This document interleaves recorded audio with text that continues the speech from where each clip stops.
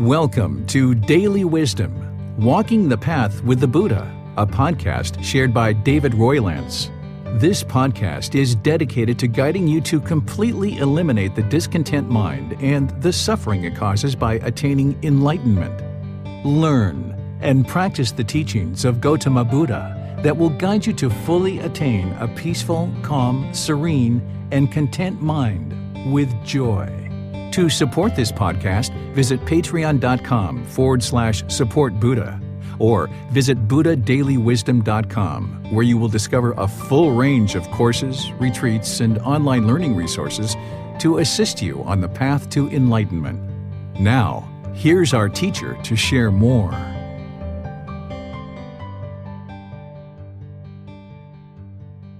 Sawadee Kap. Hello and welcome to Daily Wisdom, Walking the Path with the Buddha. Today is our group learning program where we're studying in this book, Developing a Life Practice, The Path That Leads to Enlightenment. We're in chapter 22 and coming to a close of this iteration of the group learning program. We have about another 4 weeks and then we'll be starting over from the very beginning of this book and progressing chapter by chapter. But if you're just joining us for the first time or just recently have joined this program, this is a great day to actually be learning because we're going to actually be discussing something that is discussed all the way back at the beginning of the book as a way to kind of introduce you to today's topic. And it's a great refresher for anyone who has been part of this program or have been learning the Buddha's teachings for a while, because we're going to be discussing the 3 universal truths and the 4 noble truths as a way to help understand what the true problem in the unenlightened mind is. Because right now, there's a lot of things that we experience in life that are being classified as mental illnesses or as if there's a defective brain. But through understanding the 4 noble truths, you'll be able to understand what the true problem is in the mind, so that then when you understand what the problems are, then you can focus on a real solution and actually solving the problem. As we progress in today's class, it's important to understand that the challenges that we face as human beings with our mental health is 100% real. Human beings experience things like sadness, sorrow, grief, pain, displeasure, anger, frustration, irritation, annoyance, guilt, shame, fear, boredom, loneliness, shyness, all kinds of discontent feelings and others that are experienced in the human mind and really plague our existence, and we really struggle. But it's because we don't understand what we don't understand. It's the ignorance, as the Buddha describes it, not in a derogatory way, but in terms of the unknowing of true reality. So when we have this unknowing of true reality or this ignorance, then we don't understand what's causing the sadness or the anger or the frustration or any of these other feelings that we experience. And in modern times, being in the last 50 to 100 years or so, we're starting to classify these feelings as a mental illness, as if the brain is defective and that's why it's sad or that's why it has anxiety. But what you're going to learn today is part of the 4 Noble Truths, and then when we move into the wider, broader content and the more depth of this chapter, is that you're going to understand that it's not a defective brain that is actually causing this. But in order for you to understand that, you're going to need to make sure you understand the 3 universal truths and the 4 noble truths. So rather than assume that the people who are joining us today in Zoom, Facebook, YouTube, on our podcast and all the other places that we broadcast to, rather than assuming that you understand the way that I teach the 3 universal truths and 4 noble truths, I'm going to spend some time discussing that so that when we go into talking about mental health, a modern day delusion, chapter 22, that you'll have that background and that foundation in which we can explain and you can understand more of what's going on in the unenlightened mind and why these things that we now today might think of as illnesses aren't really truly illnesses. The problem that is being experienced is 100% true, but what we're going to be talking about today is the cause and what's the real cause of this problem. So thank you all for joining for today's class. Like I mentioned, whether you're joining for the first time or you've recently joined the program or whether you've been in this program all the way through, I'd like to just welcome all of you and invite you to ask questions as we go in today's class. You can do that through Facebook, YouTube, or Zoom by putting your question in the comment section. Our moderators will see that and be sure your question gets asked during the class. Or if you're in Zoom, you can electronically raise your hand, asking any questions or follow-up questions directly to get clarification on what it is that I'm sharing. Because I'm sure the things that I'm sharing with you are going to be probably new and different. They're things that you haven't necessarily learned before. And that's a really good thing in my view. If a teacher is sharing with you things that you already know, things that you already understand, then that teacher isn't really very useful to you because you're just spending time with the teacher, but they're just telling you the same things and sharing the same things with you that you already know. So if there's things that I share today that you don't understand or you disagree with or you need clarification on or you're not quite understanding, that's where you can ask questions and gain clarification. Because if this is the first time that you've approached this topic with me, I'm sure there's going to be things that I share today that you're not maybe quite understanding, or maybe I'm not explaining it in the best way that really connects with you. So asking questions to get clarification will be really helpful for you. So let's talk about the three universal truths. The three universal truths are things that the Buddha taught as foundational teachings as a way to introduce you to the Four Noble Truths. So in order to understand the Four Noble Truths, you will need to understand the three universal truths. And just like everything that I share in this program, in the books that I share, and the in-person teaching that I do, and everywhere that I share these teachings, I always encourage students to never believe anything that I say. It's important, it's amazingly important that you don't believe anything that I say related to any of these teachings at any time, whether it's this class or some future class or anything you see in the books, because belief isn't going to help you to liberate the mind, because liberating the mind requires wisdom. The primary hindrance to the mind experiencing enlightenment is ignorance, or the unknowing of true reality. And the only way to antidote that or transform that is through acquiring wisdom. But you don't acquire wisdom through belief. Belief isn't going to help you understand what's true or false because you just believe. The way that these teachings work is that you learn with a teacher through various resources in various ways. And then when you learn that content, you gain as much clarity as you can through asking questions and things like that. But then you reflect on those teachings. You start working to independently verify those teachings through your own work. And there again, you might need to reach out and ask for guidance and clarification. And then you start practicing the teachings as part of your daily life. And this is where you start really moving the teachings that you learned and reflected on into your life, and you start practicing and you start seeing the truth for yourself, that these teachings are indeed the truth. And this is what allows you to acquire wisdom, because you've independently verified what's being shared and you're not believing it. And now with this new wisdom, you're going to make wiser decisions in the world because you've independently verified the teachings. You don't have belief in these teachings, but instead you understand the truth. And that's why we call these the three universal truths, or the Four Noble Truths. Gotama Buddha knew they were the truth. I know that they're the truth, but in order for you to liberate your mind to enlightenment, you have to be able to discover the truth. And you may be able to do that to a certain degree in a class like this, but it's more likely going to take you time outside of class to reflect and start practicing the teachings, so that gradually, slowly but surely, you can see more of the truth. And this is where you'll see the condition of the mind gradually improve, where discontentedness will start to slowly diminish. So as we go in today's class, I will share with you a certain teaching, but then I would like to invite you to, even today in class, to investigate this and ponder this, think this over, reflect on it, and see if it's actually true or not. So this first universal truth of impermanence, this is the universal truth of impermanence, where the Buddha essentially says that everything is constantly changing, that there's no permanent state, that material objects and possessions, our relationships, various thoughts, ideas, states of mind, everything in the world is constantly changing. So like this cup right here that I have, this mug, At one time, it wasn't a mug, it was earth because it's a ceramic mug. At one time, it was earth, it was different pigments, it was different things, but it's been compiled and put together to create this mug, and now it's a mug.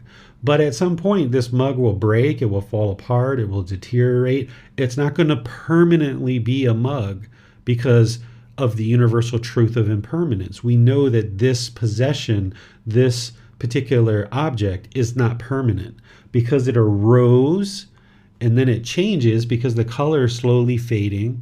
And then over time, it will be eliminated. It will cease to exist. So this is the universal truth of impermanence, is that you will see things that arise in your life, they will change, and then they will fade away. And you've experienced this with multiple material objects and possessions. You've experienced this with relationships, where relationships are constantly changing and evolving, or friends that you had when you were younger in life, you no longer have those same exact friends today. In some cases, these relationships are constantly changing. Same thing with various thoughts, ideas, and states of mind. All of these things are constantly changing. This is the universal truth of impermanence. But instead of believing this, what you do is you now learn this from what I'm sharing here, or you might have learned this in the book as well. And now you start reflecting on it.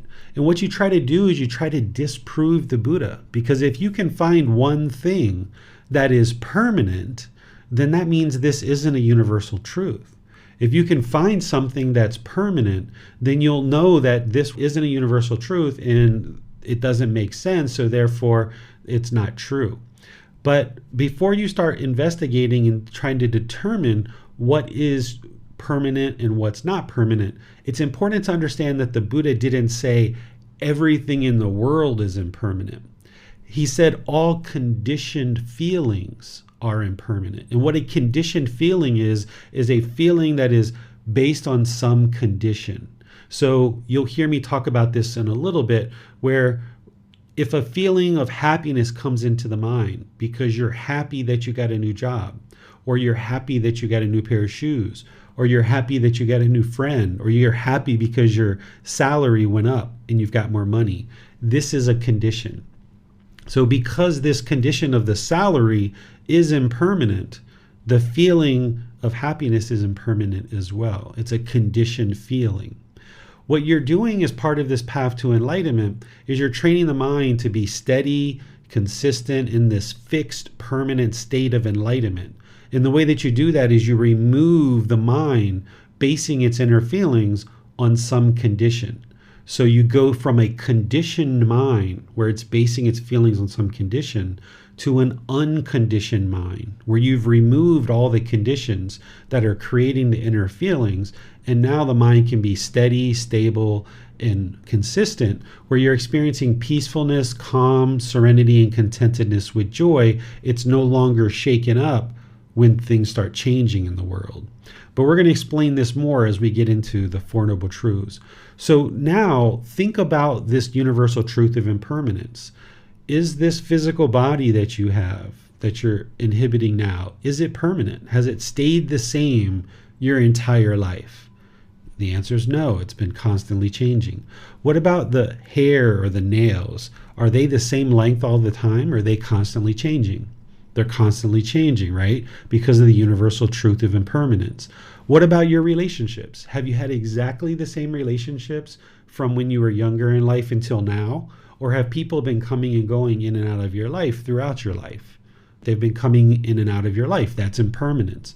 And since we talked about salary and jobs, have you had the same exact salary and job your entire life? Or have things been changing with your occupation and your salary? Things have been changing, right? And what about your teeth? Are your teeth permanent? Or have you had different teeth come and go? Have you had different shades of teeth? What about different possessions that you have? Have you had the same car? Have you had the same clothes? Have you had the same shoes? Do you sleep in the same bed every single night your entire life? Or have you slept in different places at different times? Right? These are all just examples of different things that are constantly changing in our life. And this is how you determine that the universal truth of impermanence is the truth. You don't believe it, but you investigate it and reflect on it and see the truth for yourself. And if you don't have this yet really soaked into the mind, then you spend the next few days just walking around and looking in the world to see, is this truly a universal truth? When you go outside and you look up at the trees, you see green leaves in the tree, you see brown leaves on the ground, that's impermanence. Or you see no leaves at all in the tree. And then in a couple of months, you'll start seeing leaves again. Or you go outside of your house and you see mountains of snow. And then you go out the next day and you see more snow. And then you go out in a few months from now and you see no snow and it's slowly melting. This is all impermanence. So the more you understand the universal truth of impermanence through observing the natural environment around you, then it gets soaked into the mind and you deeply understand impermanence, which is important to understand the Four Noble Truths. So if you have questions on this, I'm going to pause at the end of the three universal truths and allow you to ask any questions that you like, so that if you feel that something is permanent, you can mention that and I can help you to look at it more closely. The second universal truth is called the universal truth of discontentedness. Here, some people refer to this as suffering, but I don't use the word suffering, and I'll explain to you why as we go here. I use the word discontent, discontented, or discontentedness. And when the Buddha describes this, he describes three feelings that the unenlightened mind is going to experience. It's going to experience pleasant feelings like happiness, excitement, elation, thrill, exhilaration, euphoria. The unenlightened mind is going to experience painful feelings like sadness, anger, frustration, irritation, annoyance, guilt, shame, fear, stress, anxiety. All of these are very painful. And then there's this third one, which is neither painful nor pleasant. This is like boredom or loneliness, melancholy, shyness, displeased, uncomfortable, or unsatisfied. Now, some people say that boredom and loneliness is quite painful for them, and that's understandable. You can put that into that category. These are just things that I came up with in terms of assigning certain feelings to the individual discontent feelings that the Buddha talks about, which is pleasant feelings, painful feelings, and feelings that are neither painful nor pleasant. These are the three feelings that the Buddha says that an unenlightened mind is going to experience. So now that you understand this pleasant feeling, painful feeling, neither painful nor pleasant, and the Buddha is saying this is a universal truth that all unenlightened minds are going to experience this. Well, what you do is you try to once again disprove the Buddha. That's how you investigate this. You start reflecting on it and seeing the truth for yourself. If you have any feelings that you experience in this life that doesn't fit into one of these three categories, then it's not a universal truth. So you start thinking about different feelings that you may have encountered as you go through life. And if you can't fit them into one of these three categories, then it's not a universal truth. But as you see here, the way that the Buddha explains this, he has pleasant feelings, painful feelings, and then there's kind of like this catch-all, which is neither painful nor pleasant. I think shyness is a really good example of this one, where it's not pleasant to feel shyness. It's not painful. It's just kind of uncomfortable. Or if your culture is used to having a certain physical space and distance between people, if you sat on a bus or any other public transportation and somebody that you didn't know came and sat really, really close to you and their body was maybe touching your body, it's not pleasant maybe for the mind. It's not painful for the mind. It's kind of like uncomfortable, right? Because you're not used to that. The mind is kind of dissatisfied. That's what neither painful nor pleasant is, okay? So here, oftentimes you'll hear this universal truth referred to as suffering, but I don't use that word. The word that's in the original source text from the Buddha is the word dukkha. This is a Pali word. Pali is the original source language of Gotama Buddha's teachings, and this word dukkha is most often translated to suffering. But I don't use this word because it doesn't really represent all three feelings that the Buddha described. So when you're excited, when you're elated, when you're thrilled, when you're having euphoria, you wouldn't say you were suffering. Or if you were shy, you wouldn't say you were suffering. Or that stranger came and sat next to you on the bus or on the train or somewhere else, you wouldn't say you were suffering when their body was touching yours, right? Maybe the mind's discontent. Maybe it's discontented, it's discontentedness. That's why I use this word, because the word suffering only really relates to this one feeling, which is painful feelings. Sadness, you probably feel like you're suffering. Or when there's anger or frustration in the mind, when there's guilt or shame or fear, stress or anxiety, you might say, yeah, I'm suffering. There's suffering, right? But these other feelings of pleasant feelings and neither painful nor pleasant, you wouldn't necessarily say that you were suffering when you were experiencing those feelings. So if we continue to use the word suffering to relate to this universal truth, then we're only representing 33% of what the Buddha taught. And that means we're missing 66% of the understanding of what it is that the Buddha was teaching. So by no longer using that word and instead using discontent, discontented, or discontentedness, then we represent the full range of what the Buddha is talking about when he's talking about this universal truth of discontentedness. That we understand it's these conditioned pleasant feelings. It's these conditioned painful feelings. These conditioned feelings that are neither painful nor pleasant. So as an enlightened being, they're not going to experience these conditioned pleasant feelings. They're still going to have joy in the mind, but it's not going to arise, it's not going to change, and it's not going to fade away. That's what a conditioned feeling does. That's why when you've experienced happiness, it's not permanent. Because every time you experience happiness, it's based on some condition. So it arises, it changes, and then it fades away. But an enlightened mind is going to just have permanent joy, where it's just always there. They wake up all day long, and when they go to sleep, there's just always joy in the mind. It doesn't arise, it doesn't change, and it doesn't fade away. It's unconditioned. There's no condition that created the joy, so therefore it never fades away. But when you have conditioned pleasant feelings, that's why they fade away, is because they're based on some condition, and that condition is not permanent because of impermanence.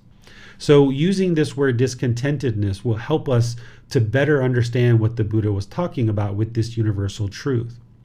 This third universal truth of non-self, it's something that I introduce to people when they first start learning, but then you normally have to revisit it multiple times to really understand it and soak it into the mind, and then start practicing it in a way that you can do what's called realizing non-self. What the universal truth of non-self is the Buddha is explaining to us how the unenlightened mind is going to falsely identify with this self-image in the self-identity that's in the mind as being who you are as a person. That the unenlightened mind mistakenly believes, falsely understands, it has this misperception that this physical body is you, or that the identification in the mind, like I am a dad, I am a Buddhist teacher, I am American, I am whatever, right? All these I am, with all of those things in the mind, then the mind can easily be shaken up. Because if I thought I am a Buddhist teacher, now if somebody talks negatively about Buddhist teachers, then the mind gets shaken up because that person's talking about me. And you're grabbing onto this physical body, thinking that this physical body is you. Then if somebody says, everyone who wears a white shirt and has a shaved head is an idiot. They're so foolish. Well, if I think that that's who I am as a person, and this physical body is a representation of me, when I hear that disagreeable speech, then the mind's going to be shaken up by it. And what the Buddha is saying as part of the universal truth of non-self is he's saying there is no permanent self, that this physical body is just the physical body. It's not you. It's not who you are. And these things that we do in the mind, like when we have this identification of I am a Buddhist teacher, or I am a dad, I am American. I live in Thailand. All this I that the mind is holding on to. Well, what the Buddha is saying is that's not who you are as a person. Essentially, what he's saying is these are things that we do. These are roles that we fulfill. These are activities that we are involved in, but that doesn't define who you are as a person. You can see this happen with people who maybe have been a doctor or a lawyer or any other occupation their whole life, even a tow truck driver. And they feel that I am a tow truck driver. And then 30 years, 40 years in, they retire, or maybe they get some injury. They can no longer do that job. And now they feel like less of a person because they identify with being a tow truck driver, or they identify with being a doctor or a nurse or an engineer or any other occupation, because the mind doesn't understand this impermanence, that you can't permanently be a tow truck driver. You can't permanently be a doctor or an engineer. So now if the mind grabs onto it, thinking that that's who you are as a person, when these things start to change and shift, now you feel like less of a person and your mind's discontent. You might have even experienced this when you were in a relationship with somebody. If you were in a relationship with a significant other, either as a boyfriend and girlfriend or husband and wife, and you identified with being a wife, or you identify with being a husband, or you identify with being a boyfriend or a girlfriend, when that relationship ended, there was a certain part of you that maybe wanted to reach out and get another boyfriend or another girlfriend right away, because you felt like part of your identity was gone, of who you are as a person. But this universal truth of non-self, the Buddha is explaining, that's not who you are. There is no permanent self. And the more that you understand this and you start letting go of holding on to this self-image and this self-identity, then the mind can be at ease and it can be peaceful. But as long as we cling to these things, thinking this is who we are, the mind can't be peaceful and at ease, because it's going to be shaken up by all of this impermanence that's happening around us. Because the unenlightened mind is falsely thinking that there is a permanent self. But since there is no permanent self, the mind can easily get shaken up by it. So I'm just going to pause here before we start talking about the Four Noble Truths. See if there's any questions that you guys might have about these three universal truths. And remember, the way that you ask questions is through Facebook, YouTube, or Zoom. You can put those in the comment section, or you can raise your hand electronically in Zoom and ask any questions that you like. Hello, teacher. As for the first universal truth, I work as an English teacher from maybe 10, 11 years until now. Is this a kind of permanence? No, because it's only been the last 10 or 12 years, right? Prior to that, you were doing something else, and you're not always going to be an English teacher. At some point, this will change. Even if you work for the rest of your life as an English teacher, at some point, you're going to no longer work as an English teacher. Even if it's the last week of your death, for the last week prior to dying, you're not going to be teaching English. You're going to be in the process of dying, right? But if the mind is clinging to being an English teacher, then while the mind is and the body is dying, when there's this death, the mind is clinging and holding on, not wanting to die and fearing death, because you're holding on to this world, and there's going to be discontentedness at the time of death. Well, thanks, teacher. Let's go to Marcy. Thank you, teacher David. This non-self is something that I've been trying to really work on. And I wasn't sure if there was something that you could direct me towards in forms of like a meditation or some way, because I have been struggling with this, just because a lot of things I identified myself as being, I have lost. So I'm kind of having a little bit of a trouble there.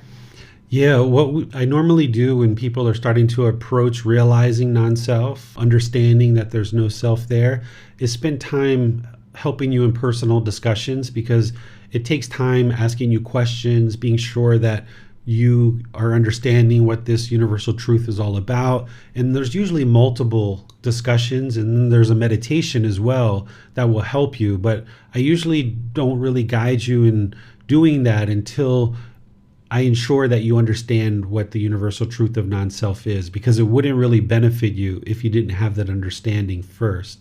So I know you and I are talking tomorrow, or at least my tomorrow. I think it's your tonight. We can talk about it then if you like. Well, on Zoom, we have a question from Jan. She writes, how would you recommend we understand feeling calm? Would this be a conditioned feeling if we feel discontent when calmness ends? Or could this be unconditioned if we don't feel attached to feeling calm? We just notice when we are and when we are not without discontentedness. Yeah, right now the calm is impermanent because there's conditions in the mind that are creating the stress or the anxiety or other things like this. But when you eliminate all those conditions that are causing those things, that's where the mind can maintain its calmness permanently, because there's nothing there shaking it up. So an enlightened being isn't going to experience that shaking up. Their mind's always going to be calm and steady and stable, because all the conditions, all the pollution, the taints, the fetters have been removed. So there's nothing there to create an unsteady or uncalm mind. But right now, you're going to experience periods of calm, and then there's going to be periods of the mind shaking up. But what you should start noticing as you progress more and more is the periods of calm will be longer and they'll be deeper. There'll be more calmness. It'll take more and more to shake up your mind as you progress. And then eventually you get to the point where nothing shakes up your mind at all. On Facebook, Parikshit writes, Venerable Teacher, some people tell emptiness or voidness as universal truth based on the discourses on emptiness. Is that a universal truth for enlightened beings? I don't consider that to be a universal truth, because there's these three universal truths that the Buddha taught, which is impermanence, discontentedness, and non-self. What you're referring to is what we talked about in private message, where that emptiness, it's the state of mind that you experience when you've removed all the conditions in the mind. When you get to that unconditioned mind, then you feel that there's no muddledness, there's no difficulties, no struggles in the mind. The mind is firmly rooted in the present moment, and that's what we call emptiness, where the mind is purified, and some people translate that as voidness. But I like the word emptiness. I think that works a lot better. There's still memories in the mind, there's still understanding, there's still wisdom in the mind, but the pollution, the unwholesomeness of craving, anger, and ignorance has been eliminated, and that's why we then call it emptiness. But that's not a universal truth. Thanks, teacher. No more questions. All right, so let's talk about something else that you need to understand prior to understanding the Four Noble Truths, and that is the definition of craving, desire, attachment. You need to understand this in order to understand the Four Noble Truths. What a craving, desire, attachment is, or expectations, wants, holding, grasping, clinging, these words are used in Buddhist teachings maybe differently than what you're currently using them as. So when we talk about craving, desire, attachment, we're talking about a mental longing for something with a strong eagerness. The way the mind is pulling in the direction towards the objects of its affection. You might have experienced this. If you heard about a new mobile phone coming out, or a new pair of shoes, or a new purse, or a new video game, or a new car, or a new job that was coming up, you might have felt the mind kind of longing and yearning with a strong eagerness towards the objects of your affection. It was like pulling in that direction, almost uncontrollably, right? Like your mind is like uncontrolled, essentially. It just feels that if it gets the objects of its affection, everything will be perfect. If I can just get that new job, or if I can just get that new client, or if I can just get $50,000 a year salary, or if I can just get 100 or 150 or 200, everything will be perfect. And then the mind chases after it. Much like an animal chases after a rabbit or a squirrel, the human mind is going to chase after the objects of its affection. This is what we call craving, desire, attachment, this mental longing for something with a strong eagerness. So let me pause and see if you guys have any questions on what a craving, desire, attachment is. But also, we refer to this as expectations or wants or holding or grasping or clinging. In the unenlightened mind, we oftentimes think like expectations are normal. But what an expectation is it's a mental longing for something. The mind wants the objects of its affection. It has some expectation, or it wants something. It has this object of its affection. So I'd like to just see if you guys have any questions on this before we move into the Four Noble Truths. Well, is craving, desires, attachment, is the motivation for creativity or new inventions? We can actually pursue things in life as a goal, an objective, or an interest. We don't need to have this mental longing, because when we have this mental longing where we want something so badly, this is often motivated by our own selfish desires. And then what you're going to see in the Four Noble Truths is when we don't get the objects of our affection, that's when these painful feelings arise. We start being angry or sad or frustrated or having other difficult emotions and feelings because of the objects of our affections. The mind isn't being satisfied, so therefore there's these discontent feelings that arise in the mind. So we can be creative, we can pursue goals and objectives in life without craving, desire, attachment. If you think about the Buddha 2,500 years ago, he had a goal, he had an interest, he had an objective to share these teachings with the world. And he was very successful at that. Here we are 2,500 years later, still talking about this man's teachings.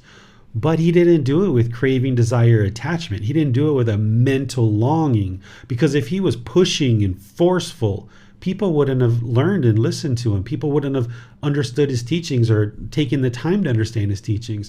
And he wouldn't have been successful in sharing them because he has this mental longing in order to share his teachings in the world. Instead, he did it as a goal, an objective, and an interest, and gradually, slowly but surely, he shared his teachings into the world. And then there, he wasn't functioning through any kind of selfish desires. He was just doing it out of the benefit for others. And that's why he was very successful at what he was doing. So if we have a career or a certain occupation, or we have an interest to have a wholesome family and have peacefulness and harmony in our household, when we pursue that with an objective, a goal, or an interest, we'll be much more successful. When we're doing it with craving, desire, attachment, that's when we actually start causing a lot of problems in our life, in the life of others as well. Thanks, teacher. No more questions. All right, so now discussing the Four Noble Truths. The Four Noble Truths are discussed by the Buddha in the way that he describes them. And then you'll see different people kind of explain them through their own words. In this book, Developing a Life Practice, The Path That Leads to Enlightenment, and some of the other volumes as well, I have the words of the Buddha of exactly how he described the Four Noble Truths. In chapter 4, you'll see it in there. But here, what I do is I share it in a way that makes it very accessible for a beginning learner to understand the Four Noble Truths so that you can learn, reflect, and practice them in a way that will help you to kind of bring your practice and kind of initiate it and develop this foundation of understanding what's really truly causing the problems and what are the solutions to those problems in the unenlightened mind. So here, what I'm going to share with you is the way that I describe these Four Noble Truths. And then as you progress in your practice, you might actually decide to explore and investigate how the Buddha taught them, because there's additional insight there that you can glean from the actual words of the Buddha. This is one of the rare situations where I actually use my words to introduce you to something, because I think it will help you a lot better. So the first noble truth I share it as: everyone that is unenlightened will experience discontentedness. So if you experience those conditioned pleasant feelings, painful feelings, and feelings that are neither painful nor pleasant, then you know that your mind is currently unenlightened. So if you experience that happiness, excitement, elation, thrill, euphoria, that's a conditioned feeling. The mind is discontent. It's uncalm. It's unsteady. If you experience sadness, anger, frustration, guilt, shame, and fear, you know that your mind is unenlightened because it's experiencing discontentedness. Or if you experience boredom or loneliness or shyness or displeasure, any of those other feelings that we talked about, then you know your mind is unenlightened. And I usually say, big deal. Okay, that's what you're experiencing. But now you're looking to experience enlightenment and move beyond that. There's lots of unenlightened beings in the world, but at least you're doing something at this point to be able to understand why your mind's doing what it's doing. And then through that understanding, now you can reflect and practice in such a way that changes the condition of the mind and improves the condition of the mind so that you no longer experience discontentedness. That's what an enlightened mind is going to experience. Is an enlightened mind isn't going to experience these conditioned feelings that take the mind up and down throughout our day or throughout our week or our month. So everyone that is unenlightened is going to experience discontentedness. The second noble truth is that discontentedness is caused by our own cravings, desires, attachments, because the mind wants everything to be permanent when everything in the world is impermanent. I'm going to go through that a few times and give you some examples so that you can reflect on this. Because remember, you're not believing what I say here. You're interested in investigating this so that you can learn, reflect, and practice. So here in the second noble truth, the Buddha is explaining the cause of the problem. The first noble truth is explaining the problem. The problem is that all unenlightened minds are experiencing discontentedness. Well, what's the cause of that discontentedness? Discontentedness is caused by our own craving, desire, attachments, our mental longing with a strong eagerness, chasing after the objects of our affection, because our mind wants everything to be permanent when everything in the world is impermanent. So let me give you some examples. If you were in a relationship with a person, maybe a boyfriend or a girlfriend, while you're in that relationship, there were certain things that were enjoyable about that relationship, but at some point, you or them or both of you decided to split. And even though that was a conscious decision, there were feelings of sadness, maybe there was some anger, maybe there was some guilt or shame or fear, maybe there was some boredom or loneliness that came into the mind.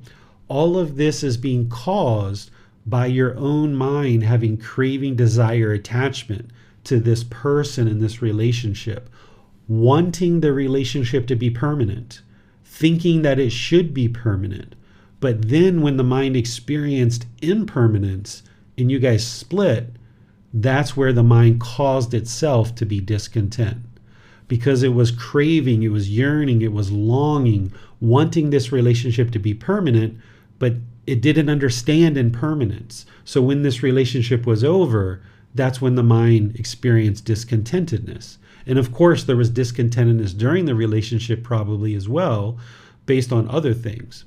So maybe you wanted your partner to be a certain way. Maybe you wanted them or craved for them. You had this yearning, this longing for them to be a certain way and do certain things. And when they did those things, you had these conditioned pleasant feelings. When they didn't do those things, you had these painful feelings. And then there were times where you had neither painful nor pleasant feelings as well, as a result of the mind craving, desiring, being attached, having this mental longing and a strong eagerness. Another example is, say you bought a brand new car and you drove that car, you parked it at the store, you went into the store, and when you came out, there's a scratch on the car. And now you get angry, you get frustrated, maybe you get sad, right? Maybe you start looking around to beat up the person who actually put this scratch on your car, right?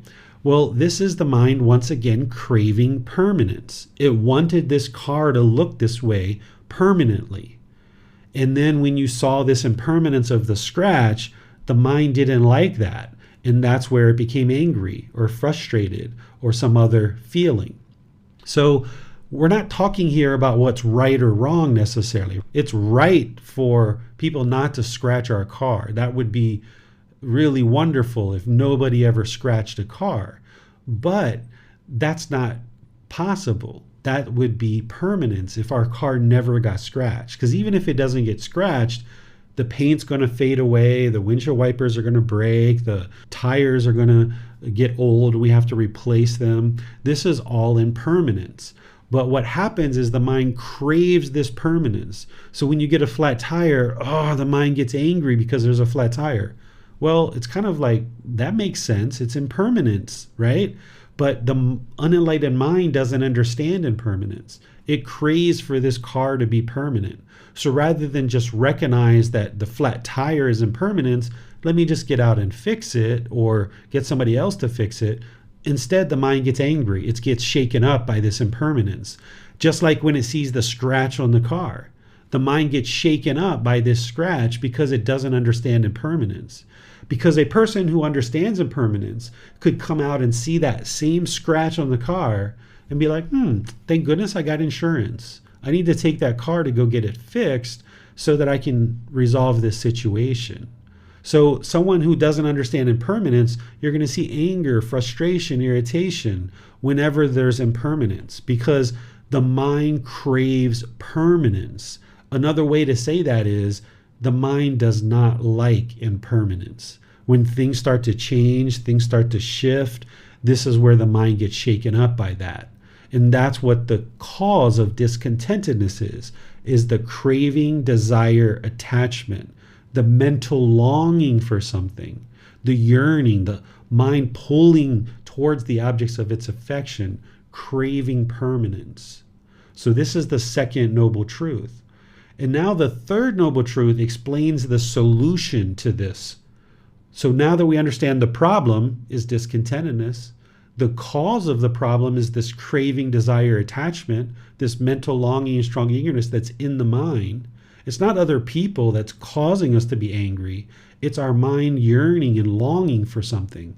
That's the cause, the craving, desire, attachment. So now the third noble truth explains the elimination. It explains the solution to the problem.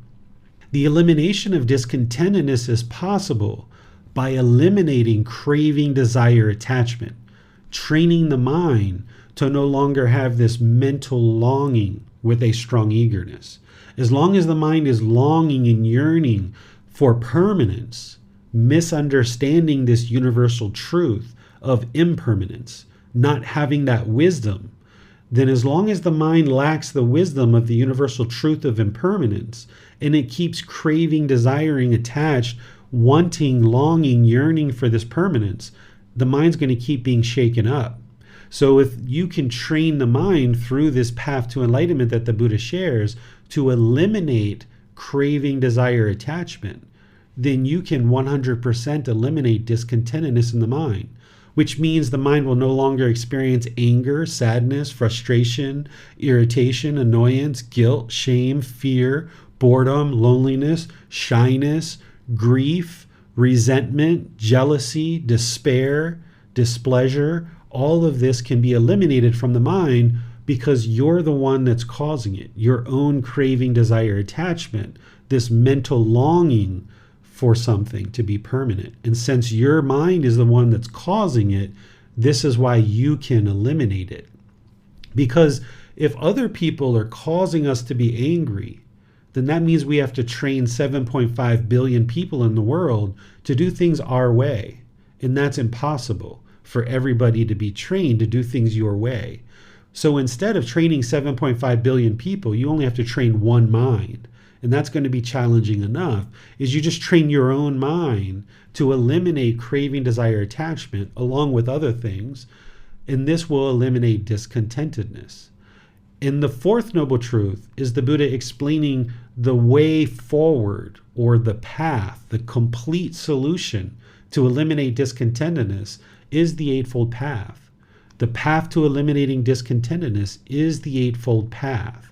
So he's pointing the way here in the fourth noble truth, saying, if you learn, reflect, and practice the Eightfold Path, then this is what will eliminate your discontentedness.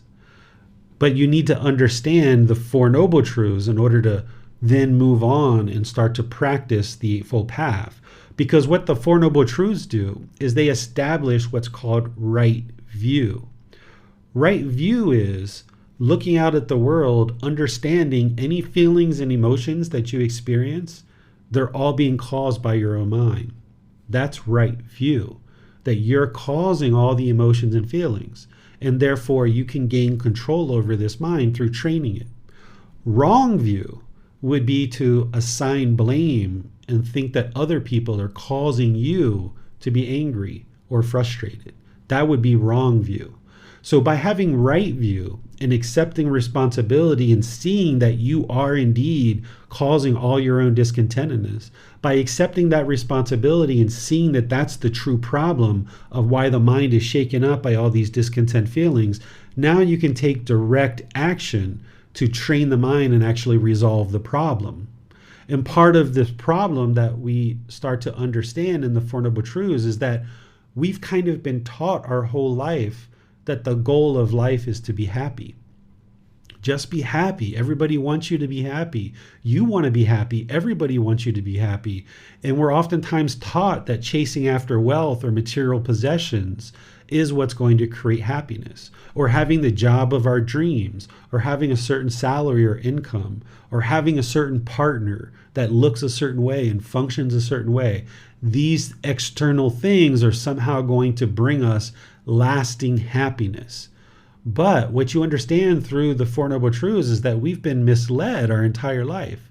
Because of this ignorance and this unknowing of true reality, the vast majority of the world doesn't understand that the true cause of unhappiness is the craving, desire, attachment. So as long as the mind wants to be happy and it has this yearning and this longing for happiness, and it's going around trying to acquire wealth or possessions or a job title or a certain partner or what have you, as long as it keeps trying to find its happiness in these things, it's going to continue to be unhappy. Because these feelings of happiness, you might get those pleasant feelings initially when you get a certain income or you get a certain job or you get a certain object of your affection. You're going to get those temporary happy feelings, but then they're going to fade away. This is why you haven't been able to accomplish permanent happiness, because you're trying to create permanent happiness through acquiring some material possession or some job or some income or some salary or some car or house or something like this. These things are impermanent, and therefore they can't create lasting satisfaction. They can't create permanent inner fulfillment because they are themselves impermanent. And as long as you base your inner feelings on these impermanent conditions, then that feeling of happiness or excitement that you get, it's going to fade away. It's going to be impermanent, just like the condition that you're basing it on. So the goal in life is not to experience permanent happiness, because you can't accomplish permanent happiness because it's based on some condition. But you can experience permanent joy. Joy is a mental state as opposed to a feeling like happiness. So we can experience this permanent joy by eliminating the mind longing and yearning with craving, desire, attachment, trying to fulfill the objects of its affection. And instead, what I would suggest that you create in the mind is this goal, this objective, this interest to be satisfied with what is, no longer chasing after the objects of your affection. You still will have goals and objectives in terms of your career or a family or a relationship, but it's when you have this longing and yearning for it that you're setting yourself up to fail. Because you might have a longing for a new pair of shoes and you go get the new pair of shoes, but it's only a matter of time before that fades away. And now that you've had those pleasant feelings, now the mind slips into painful feelings. And then when you experience those painful feelings, you think the only way to solve that is to now long and yearn for something else. So now I want more money. And now you get more money. And then you're happy for a while. And then that fades away and you're back to painful feelings. And now I want something else and I want something else. The mind is stuck in this cycle where it just keeps going around and around and around and around, continuing to roam and wander and chase after the objects of its affection, much like an animal chases a rabbit or a squirrel. So let me pause here and see what questions, if any, that you guys have on the Four Noble Truths. Well, this is how to eliminate discontentedness that we cause to ourselves. What about discontentedness that others cause for us? I mean, it seems that sometimes others lead us to experience anger, frustration, and so on. There's never a time where anyone is causing you to be angry. If you're in a conversation with somebody and anger arises in your mind, it's because of your own craving, desire, attachments. It's your own wants. It's your own expectations. There's something that the mind is grasping onto and wanting to be permanent or expecting. And when you don't get the objects of your affection, that's where the mind experiences the anger, those painful feelings. Whereas if you get the objects of your affection, then you experience these conditioned pleasant feelings. And in the unenlightened mind, when we lack wisdom, when we have this ignorance, we don't see a problem with these pleasant conditioned feelings. We think that that's what life's all about, is chasing after the objects of our affection. And when we get the objects of our affection, we get this happiness and this excitement, and we think this is what life is all about. But as long as you allow your mind to chase and long and yearn for these pleasant feelings, it's only a matter of time before those conditions that created the pleasant feelings change, and now you're going to be right back where you started from with painful feelings. But we don't oftentimes associate the mind longing for pleasant feelings as also being the cause as why we experience these painful feelings. The same reason why we experience happiness, excitement, and elation is the same problem why we experience sadness and anger and frustration. That if I wanted my wife to clean the house, for example, and I wanted this really badly, and I yearned for it and I longed for it, whenever the house is clean, I'm going to be happy, I'm going to be excited, I'm going to be thrilled. But she can't do that permanently. It's not possible because of the universal truth of impermanence. So it's only a matter of time before I come downstairs and I see the house is a bit untidy, and now I get angry, now I get frustrated. And now that anger and frustration motivates unskillful speech, unskillful actions, and now you damage your relationship with someone like a significant other. But we don't associate that longing and yearning for the pleasant feelings as being the problem. Instead, what we do is we try to control this person. We try to control the wife or the husband or whoever and try to convince them to do things our way. And if they do things our way, then we experience this happiness. But if they don't do things our way, then we get angry and we start growling like an animal. Rah, why didn't you do this? I told you to do this. You've got to do this and you've got to do that. And now we damage our relationships.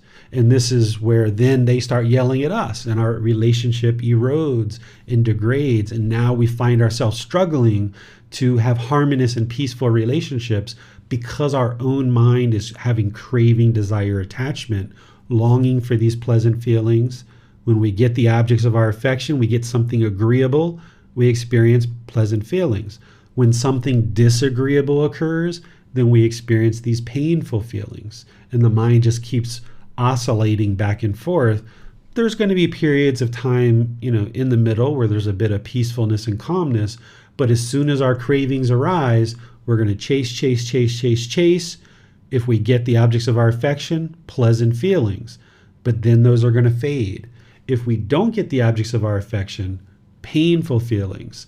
And now we're highly discontent. But we don't associate oftentimes those conditioned pleasant feelings as also discontent.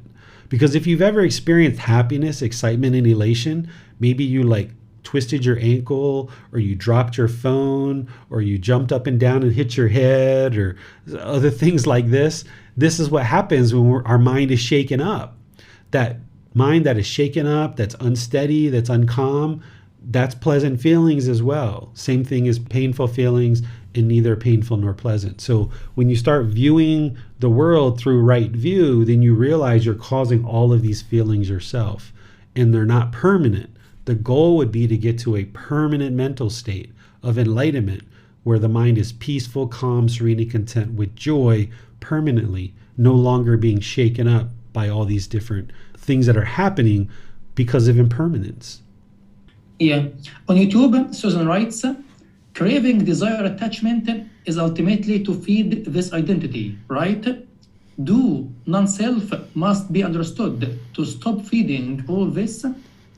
Partially, yes, but there's other craving desire attachments as well. So, in order to get to enlightenment, you have to eliminate all the 10 fetters, which bubble up to what's called the three poisons of craving, anger, and ignorance, or we also call them the three unwholesome roots or the three fires. But it's the 10 fetters that explain the individual 10 problems in the mind. But we can also have craving desire attachments like, let's talk about the world. Someone might have craving for no animals to ever get hurt. That's a pretty wholesome thing, right? Like you would think like, okay, no animals ever getting hurt, like this is like a wholesome thing. But if you have a yearning, a longing, this is a craving, desire, attachment, it's going to cause discontentedness when you see animals in the world getting hurt.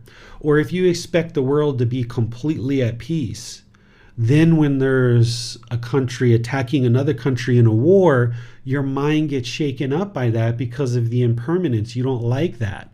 Now, it would be wise for all of us to live in harmony and peace together and not fight and kill each other and do things like this. That's a wholesome thing. But as long as the mind has this yearning, this longing, this object of our affection, not understanding impermanence, then when you see fighting, that's where the mind's going to be shaken up by it because it doesn't understand the universal truth of impermanence. So oftentimes when we're learning traditions and we're learning teachings, we think about what's right and what's wrong. And there's all these rules and all these beliefs. That's not what the Buddha did. The Buddha didn't create a religion. He shared teachings that are guiding you to understand the natural laws of existence. He's explaining to you why your mind does what it does. He explains to you why things happen in the world the way that they do, because it's a real struggle and very difficult to exist in a world that you don't understand. So when you understand the natural laws of existence and why things happen in the world the way they do, and you understand how your mind functions, now you can be at ease and you can be peaceful because you understand why things are happening the way they do because of the wisdom that you have in the mind. But as long as the mind has this ignorance and this unknowing of true reality, when you see things like animals being injured or wars that happen, you're going to be shaken up by that because of the impermanence, and the mind is craving something. So even if you crave to be loved, that's going to cause discontentedness in the mind. So it's not that you're a bad person for wanting to see peace in the world. It's not that you're a bad person that you would like to see animals being unharmed and being taken care of. But the Buddha is explaining here in the Four Noble Truths that as long as you have mental longing and a strong eagerness, your mind is not in the middle. So if you're craving and yearning and longing for everything in the world to be perfect, when things aren't the way you want, your mind's going to be shaken up. But also if you're over here where you're indifferent and you could care less about what's going on in the world, your mind's going to be shaken up there too. So the Buddha's teachings on the Eightfold Path help you to come to the middle where you're not longing and yearning for something, but you're also not indifferent and complacent about it either. And that's where your practice comes in, is learning how to practice in such a way that you can be in the middle. Thanks, teacher. No more questions. All right. So now let's talk about the topic that we had planned, or this next piece that I was just showing you, the Eightfold Path, to help you understand the Eightfold Path, that this is the path to enlightenment, understanding right view, and then of course, understanding right intentions, right speech, right actions, right livelihood, right effort, right mindfulness, and right concentration. That's what this program in the group learning program is all about, is helping you to understand this path where you have wisdom, moral conduct, and mental discipline, where you can now control the mind. And this is very key as we now start talking about the subject that we had planned to talk about, which is mental health, a modern day delusion. Which, in order to understand how we look at modern mental health, you need to understand that the brain is not the mind, and the mind is not the brain. Because through modern mental health, we tend to treat the brain, But the mind is what we're talking about in these teachings, is training the mind. So this brain is a physical organ that controls the body. The mind is non-physical in nature. It's not tangible. It can't be physically touched. You can't really point to where the mind is. Oftentimes people nowadays will point to the head when they're talking about the mind. But here in Thailand, Thai people actually touch the heart when they talk about the mind. They feel that the mind is inside the heart. If you talk to people in other cultures, maybe like India or places like that, they will say that the mind is outside the body. Well, you can't really identify where the mind is because it's non-physical, it's non-tangible. It's not the brain. There is a connection between the mind and the brain, but they're not the same thing. So it's really important to come into this discussion about mental health, a modern day delusion, understanding that the brain and mind are two separate things. People nowadays, just like in the past, we experience sadness, stress, anxiety, and other feelings along the lines of pleasant feelings, painful feelings, and feelings that are neither painful nor pleasant. And we oftentimes seek chemicals in order to change the brain chemistry. That if we feel sadness, we think that that's a mental illness. And we think that the brain is defective and it doesn't have the chemicals it needs. So let's give it chemicals and change the chemistry of the brain, and this is going to fix the sadness or the stress or the anxiety. But if you understand the Four Noble Truths, then you understand that it's not chemistry in the brain that's causing these feelings that we experience. It's craving, desire, attachment. So we're treating a problem through wrong view. We have this ignorance, this unknowing of true reality in society, where we think that the problem of these discontent feelings is chemically based. We think it's based on the chemistry of the brain rather than what the true real problem is, which is craving, desire, attachment. And when we understand that it's not the chemicals in the brain, and we can then start focusing on what the real problem is, which is eliminating craving, desire, attachment. And that's where we see the discontentedness gradually diminish and is actually eliminated. Whereas if we keep treating brain chemistry with medications, while this can be helpful to a certain degree depending on what the problem is, it's not a permanent solution. It doesn't solve the problem permanently, because as soon as a person who has craving, desire, attachment gets off medications, then they're going to still experience sadness and stress and anxiety because they haven't solved the underlying root cause of what the painful feelings are, which is craving, desire, attachment. So brain chemistry doesn't cause discontentedness. So therefore, discontentedness cannot be eliminated through changing brain chemistry. Essentially, the mind needs to be trained to let go. It needs to be trained to let go of this craving, desire, attachment, because the opposite of craving, desire, attachment is letting go. Craving, desire, attachment is this longing, this yearning, this strong eagerness of wanting the objects of our affection, grabbing onto those and thinking that they're going to create some lasting satisfaction.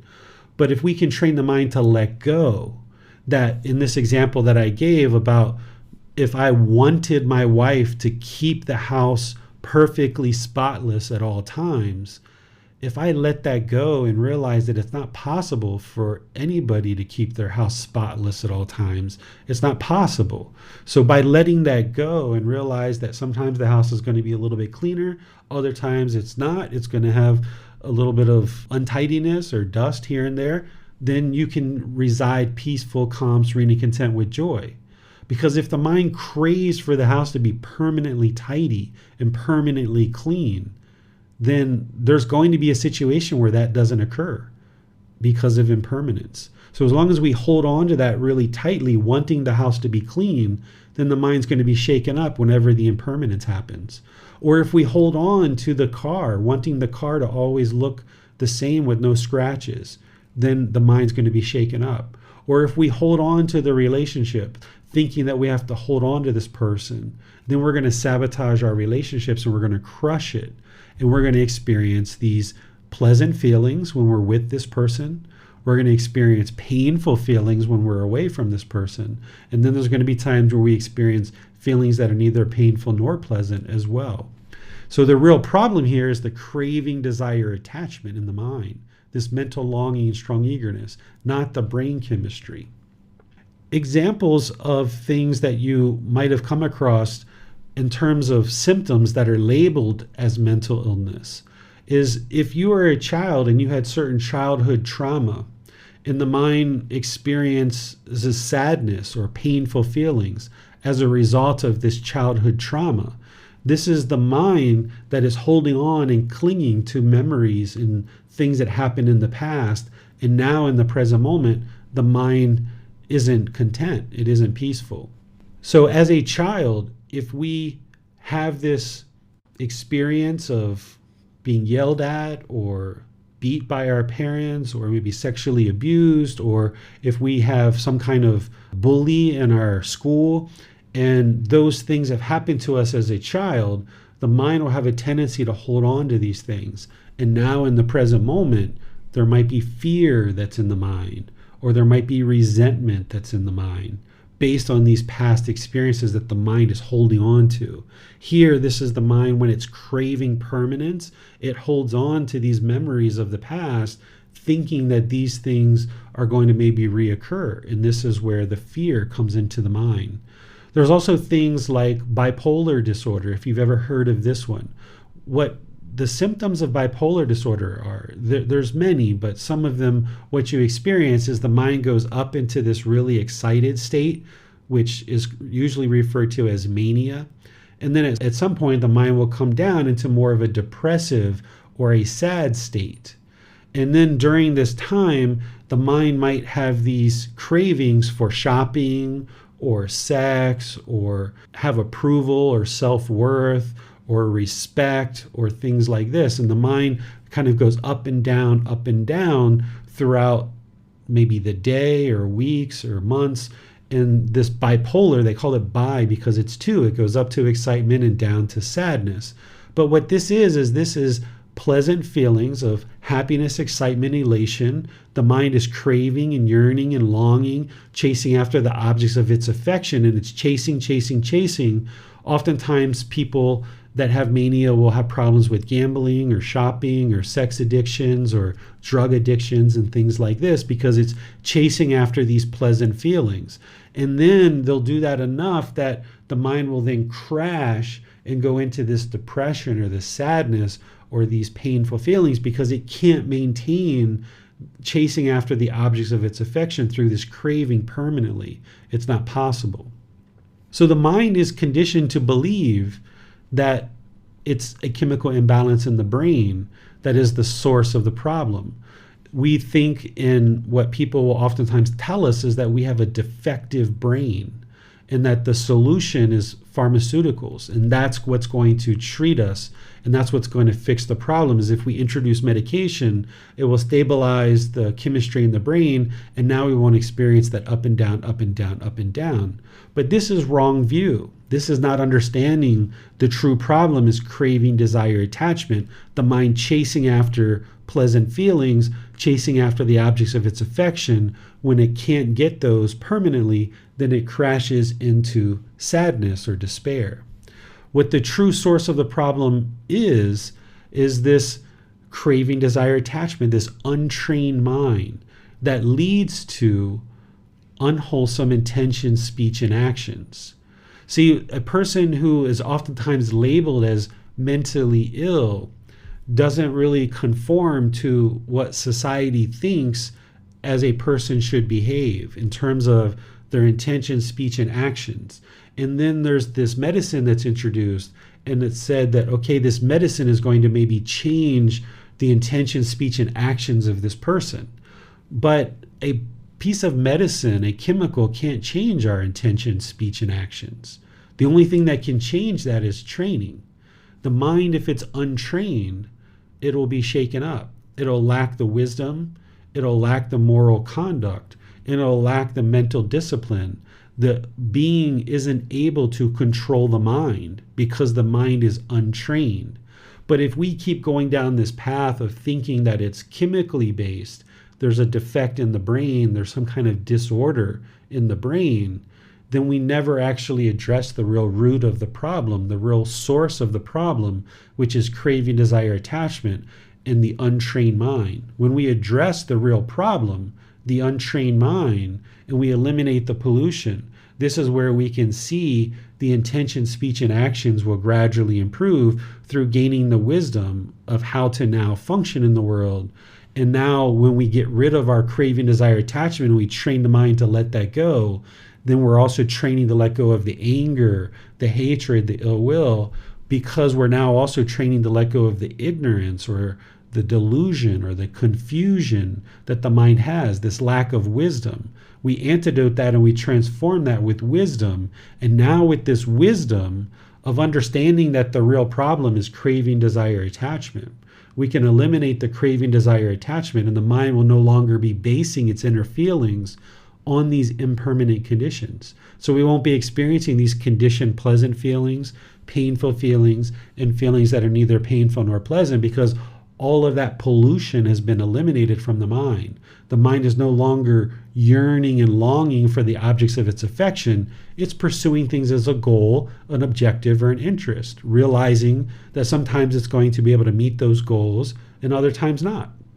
And when it meets those goals, it is peaceful, calm, serene, and content with joy. When it doesn't meet those goals, it's still peaceful, calm, serene, and content with joy, and it just makes additional plans to continue to work towards the goals instead of being all shaken up.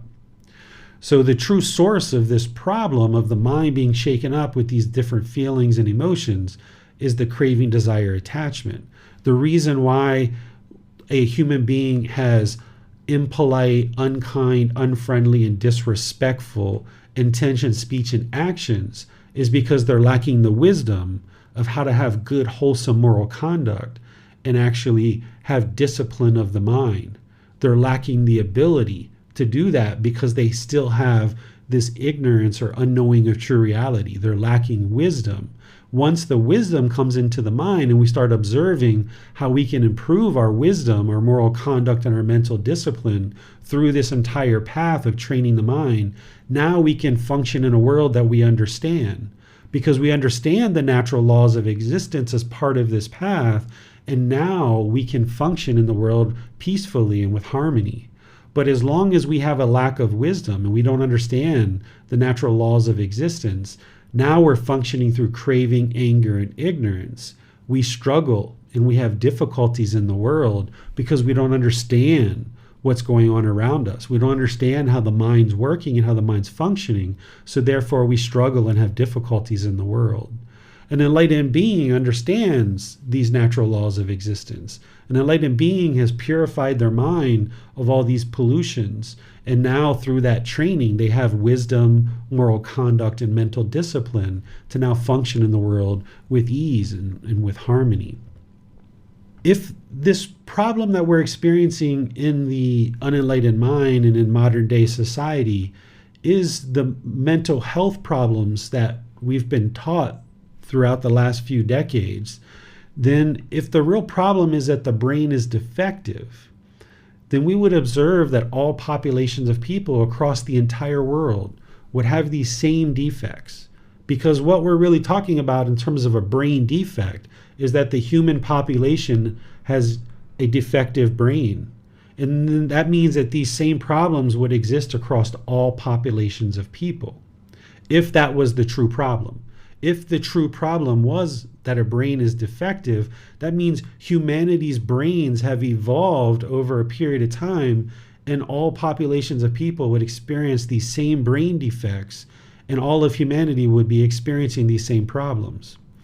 But we don't see that. We don't see this unbalanced, defective brain across all populations of people. The humanity in the human mind could not have truly become unbalanced and defective in a matter of just a couple of decades or a few decades. It's not possible that that's occurred. But what we experience in terms of these labels of mental health, these have been developing and have been ongoing for the last several decades. And now what we're being taught is that the brain is defective and we have this disorder. and that means that all of humanity would be experiencing the same thing, but that's not what we see. If the modern health practices are helping, then what we would see is that the number of cases of mental health and mental illness would be declining. Because if there's this new problem that the brain in humanity and human beings is starting to become defective, and then we see this problem of defective brain in humanity coming about, and now this discipline has been created in order to now introduce pharmaceuticals and other treatments to reduce that problem, then what we should see is we should see a declining of cases of mental illness across the world.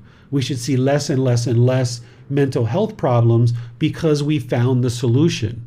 That if what we've discovered as humanity over the last several decades is actually helping humanity, then we would see this continuous declining of mental health cases in the world because the world is becoming more and more mentally healthy because we found the solution. But that's not what we see. What we see is we see a proliferation of mental health cases, and it just keeps growing and growing and growing, and more people are being taught that their brain is defective and that they need medicine to solve this. If modern mental health practices are actually helping to solve the real problem, then the places where the mental health practices are most understood and most widely practiced, then we would see this population of people would be the most mentally stable and the most mentally fit populations in the world.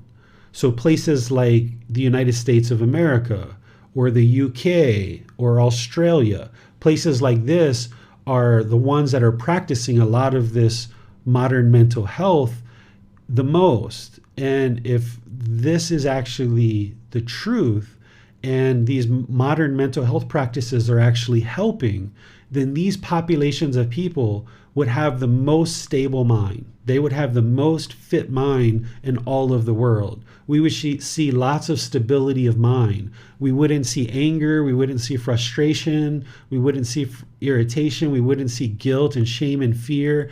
We would see people that have the ability to control their mind because these modern mental health practices are actually helping these populations of people. And we would see that the USA, the UK, Australia, and other places that practice this would have a lot of stability of mind. And you can ask yourself, is that what we see? Do we see across the world that these places are the most stable because those are the places that are practicing this approach to mental health the most by introducing things like pharmaceuticals and other things? What we actually see is we see that Western cultures don't understand and don't practice things like the three universal truths, the Four Noble Truths, the Eightfold Path, and others. So this is the reason why we see so many challenges in certain parts of the world, because when there's craving, desire, attachment, when there's anger, hatred, and ill will, when there's this ignorance, this unknowing of true reality, then the world's going to be very shaken up. And a population of people is going to be very shaken up. In a place where they understand the three universal truths, the Four Noble Truths, and the Eightfold Path, and people are actually practicing it closely, you'll see that there's lots of peace, there's lots of calm, there's lots of serenity, there's contentedness and joy.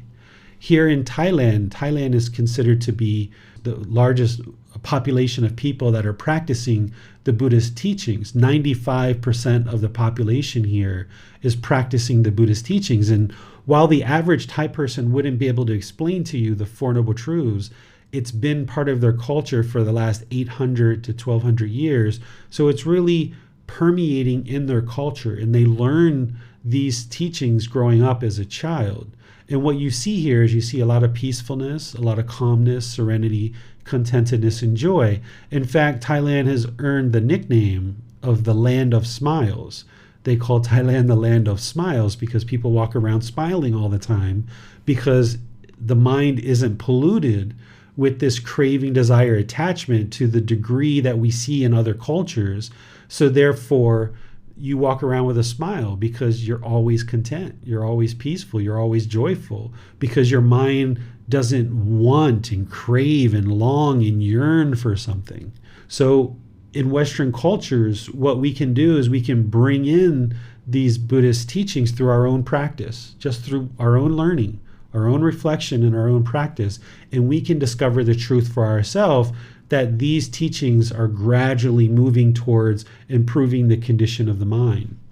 And that's where you'll see the discontentedness gradually diminishing. You'll know the truth for yourself, that these teachings and practices are working to improve the condition of the mind. As somebody learns these teachings and practices, the mind becomes more and more well-trained. The mind becomes more stable. This is where, as you gradually work towards training the mind, you might actually choose to reduce or eliminate medications. It's up to you. It's your choice.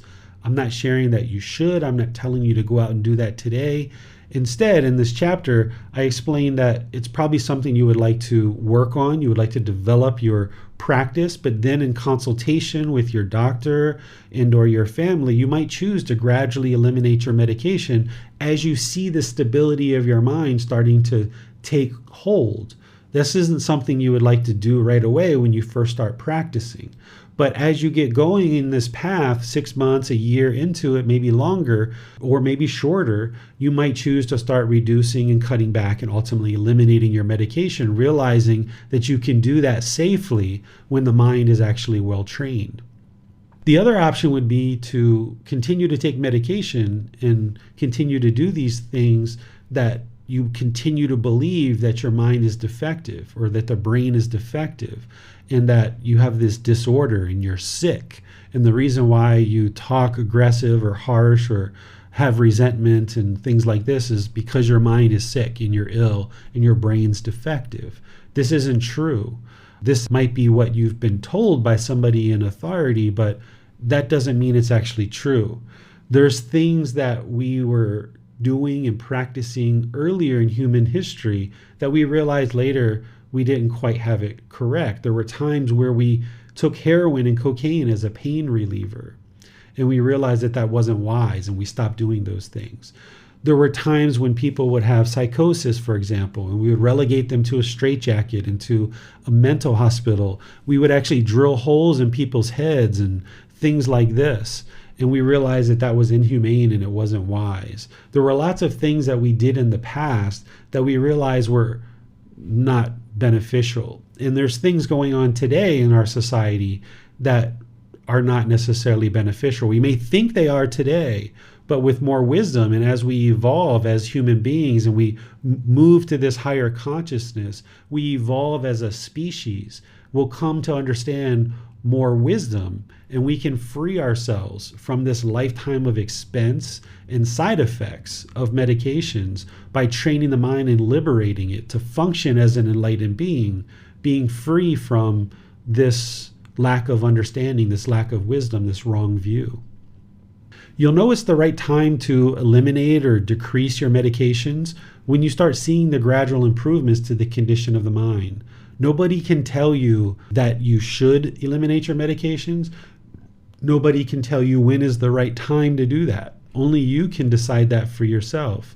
And when you start observing that through learning and practicing these teachings that the mind becomes more stable, more steady, more concentrated, more focused, you have more attention, you're able to retain things longer. You're starting to notice that your mind isn't shaken up by the small little things that it used to be shaken up by. That might be when you start to reduce and ultimately eliminate your medications. But that's a choice for you to make, and you might decide to make that in consultation with other people in your life. There's a whole series of illnesses, things that have been described as illness. Essentially, what we've got this various collection of symptoms that are then a label is assigned to it and says that this is a sickness or this is an illness or this is how the brain has a disorder and we're now going to treat that. But everything that I've come in contact with in terms of my experience, I've put here in these charts just as an example to help you understand how the things that are being labeled as a mental illness are just a collection of symptoms that are being labeled as a mental illness. But when you start understanding the Buddha's teachings, you can start seeing that it's a matter of craving, anger, and ignorance in this untrained mind. Something like ADHD or ADD, this is called attention deficit hyperactivity disorder or attention deficit disorder. This is where a person has symptoms of where they lack concentration. They lack the ability to focus and have attention. So the symptom is real, right? There's people who have a problem focusing with attention. They have problems focusing with concentration and clarity of mind. That's a real symptom. And the anguish and the challenges that that person experiences is 100% real. But calling it an illness or calling it a sickness or a defective brain doesn't actually solve the problem. The reason why the mind is having this problem of lack of ability to focus is because it just hasn't been trained to have concentration. The mind doesn't have discipline. The mind doesn't understand the wisdom of how to train.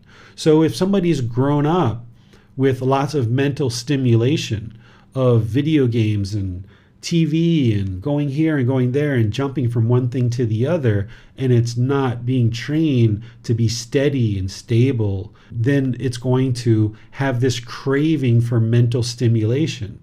So that when our children are sitting in class and they're observing that a teacher is teaching in front of the class, if the mind is craving stimulation, then it can have a lack of attention. It can have an inability to focus and concentrate. But when we work with our children or we work with ourselves as adults to train the mind in things like breathing mindfulness meditation and practicing singleness of mind throughout our day, then we can train the mind to have attention and focus and clarity, being able to focus on one thing at a time for extended periods of time. And we won't have that pollution that's muddling our mind and making it very difficult to concentrate. Because as long as there's craving, anger, and ignorance in the mind, it's going to be very muddled and very difficult to concentrate and have focus and clarity and attention. So when people are seeing that a child or an adult has a lack of attention or focus, we're like, oh, that person's sick, they're ill, they have a mental illness, they have a disorder, their brain is defective, they need to go treat that as an illness. But yet it never really gets solved 100% going in that direction. But if you go in this direction of what I'm sharing with the Buddha's teachings, and you understand that it's just craving, desire, attachment, it's just this mental longing with strong eagerness, craving mental stimulation, and lacking the training in the wisdom of how to do that training, then when you understand that and you start working on that as an individual and you start learning this path, then you can actually see that the mind can be focused and have attention. And there's how you know you're learning the truth, because you went from this mind that was lacking focus and concentration to this mind that now has focus and concentration. And you know it's the training from these teachings that allowed you to do that. And that's how you know that your brain is not defective. If you're listening to me talk and you're understanding what I'm saying, your brain isn't defective. You don't have a disorder. You're just having symptoms of something that is inhibiting you from experiencing the fullness of life because the mind doesn't yet understand the wisdom of how to train to eliminate this craving, anger, and ignorance, this unknowing of true reality. Things like anorexia, bulimia, or other eating disorders. This is the mind craving for beauty. The mind has this mental longing and strong eagerness for beauty. We see pictures in a magazine or we see movies that have been photoshopped and clipped and modified with computers. And now that image of beauty starts to get craved in the mind, and we start craving to look like that, thinking that everybody should look the same. The mind's craving this permanence, that all women should look like this and all men should look like that, right? That's permanence. It doesn't exist. We all come in different shapes and sizes. And then also a person who's challenged with anorexia, bulimia, or eating disorders, they're associating and identifying this physical body or this self-identity as being who they are as a person. And this creates even more craving for looking a certain way in their mind. And now we resort to things like making ourselves vomit or not eating and thinking that's going to actually solve the problem. Well, if you've ever struggled with an eating disorder, you know that that doesn't actually solve the problem. You vomit, you get more sick, or you choose not to eat. You might get thinner, but you're never healthy mentally and physically. So the real problem here is that the craving in the mind, wanting this beauty, that's what the mind has to be trained, that everybody comes in different shapes and sizes based on the universal truth of impermanence, and train the mind to let go of this false image of what beauty is and realize that everyone can be beautiful. And this can help to train the mind that it's not sick in terms of the brain is defective. That's not why the person is choosing not to eat or vomiting or having some other kind of eating disorder. The real problem is that the mind is craving to look a certain way. And now there's this intention, speech, and actions, these actions of starving the body or making the body vomit, thinking that if you can get to this ideal image of beauty, that's going to solve the problem. But that's not permanent. You can't get to that. So solving the real problem, which is the craving, that actually solves the problem. Gaining this wisdom to understand the universal truth of impermanence and training the mind gradually and slowly, then the person can actually come to not have these eating disorders and be able to eat regularly and know that that's a normal thing. We could go through all of these different things that are currently classified as mental illness. There's this chart and there's one after this. But what I thought I would do is just pause here. This is everything that I was going to share with you guys for today, and see what questions you guys have about maybe these that I have on the screen that I'm sharing with you, or other ones in your life that maybe you would like to talk about. And there's certain ones that I understand and that I've researched, and that I was even diagnosed at different times with some of these things. And I went through this process of taking medicines for 24 years, thinking that my brain was defective and that I had a disorder and that I was going to be relegated to these medicines. But yet it never solved the problem. But after 24 years of doing that, I chose to do something different, which is learning and practicing these teachings and training the mind. And that's what ultimately solved the problem. And now that I've been sharing these teachings for a number of years, there's been other people that have experienced the same thing, where they were thinking that their brain was defective, they were taking certain medications, but then when they trained in these teachings, they observed that the condition of their mind gradually improved, and they were able to then move off of their medications with stability of mind and steadiness, and able to experience focus and concentration rather than all these symptoms that we experience and that are currently labeled as mental illnesses or defective brain or a disorder. Once you come to train the mind and you can see that your brain is quite fine, it's just an untrained mind. So I'll turn things over to all of you guys for any questions that you have, and we can discuss those for the rest of today's class. Well, Christopher has his hand raised. Let's go to him. Hi, teacher. Thanks, everyone.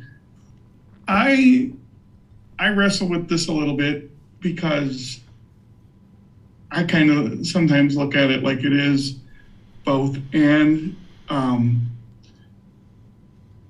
Stella Young, who was a disability advocate, among other things, once said, "No smiling at a flight of stairs can turn it into a ramp."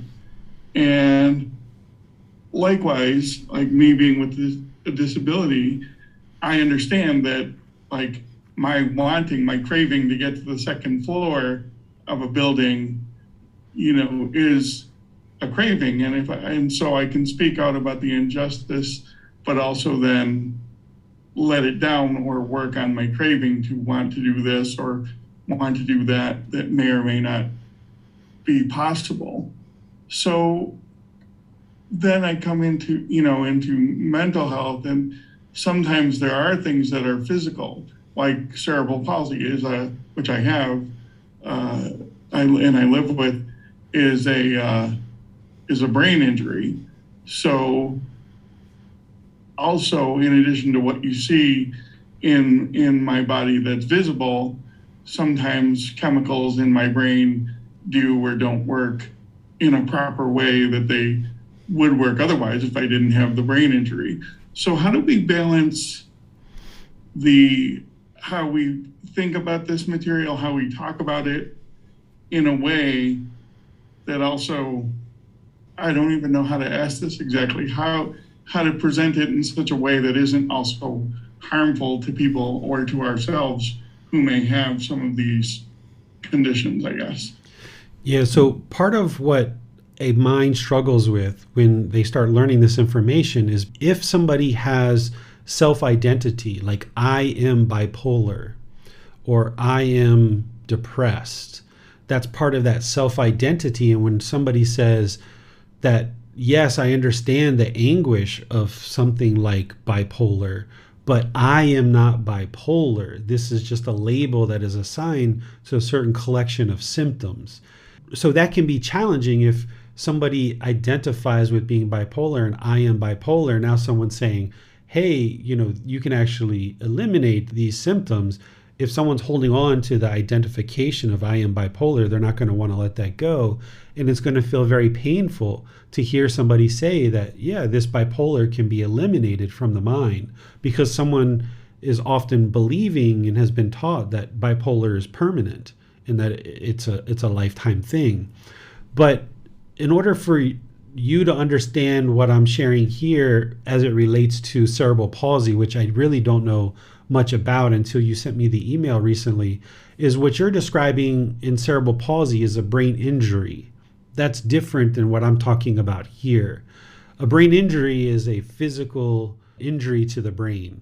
Like, let's not even talk about cerebral palsy. Let's talk about, say, someone was in a car accident and they had a fracture of their skull and their brain was injured during that accident. That's very different than what I'm describing here in terms of these teachings. If there's a physical brain injury, that's an injury to the physical organ. And remember, I started this off by saying the brain and the mind are two different things.